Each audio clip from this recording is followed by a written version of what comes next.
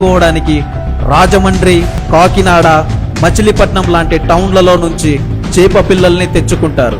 తెచ్చిన చేపలను చెరువులో వదిలి భద్రంగా కావలి కాసి కాపాడుకుంటారు. చేపలు కాపాడుకోవడానికి కొన్ని పదుల సంఖ్యల మైళ్ళ దూరమైనా సరే చిమ్మ చీకట్లో కూడా నడుచుకుంటూ వెళ్తారు. మహబూబ్ నగర్ జిల్లాలో ముదిరాజులను తెలుగొల్లు అంటారు. నల్గొండ జిల్లాలో ముదిరాజులను బెస్తాలు అని పిలుస్తారు. తల్లికోడి చుట్టూ పిల్లలంతా తిరిగినట్టు తెలుగొల్ల పండ్ల గంప చుట్టూ పిల్లలంతా ముగబడతారు. మన తాతల ముత్తాతల కాలం నుంచి మన ముదిరాజులు గొప్పవంతులు.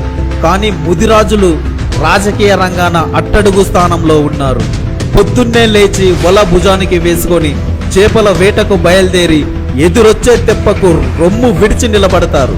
ముసలితనాన్ని ఎలా స్వీకరించమని తమలో తాను ప్రశ్నించుకోసాగారు. ముదిరాజు తండ్రి ముసలితనం పురుషునకు ప్రాప్తవించింది.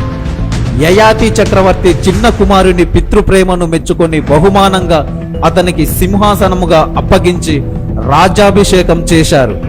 భరత వర్షము నేలిన యయాతి చక్రవర్తి ముదిరాజ్ మూల పురుషుడు కావడం గర్వకారణం.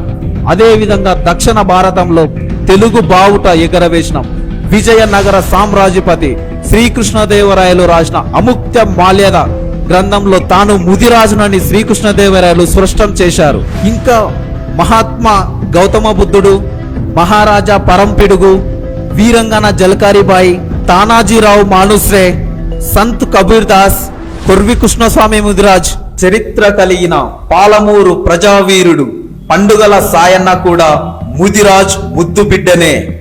ఇలాంటి జాతి ఆణిముత్యాలు అందరూ ముదిరాజులే.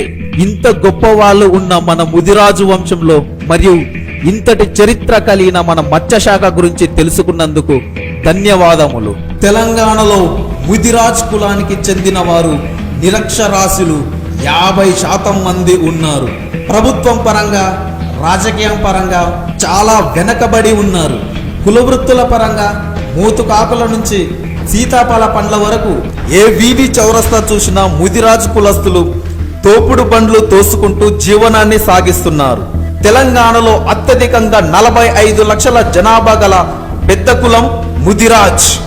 గతంలో రాజాధికారంలో ఉన్న ముదిరాజులు ఇప్పుడు వీధి జీవనం గడుపుతూ వెనకబడి ఉన్నారు.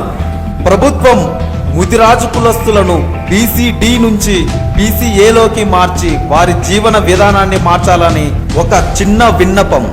ముదిరాజ్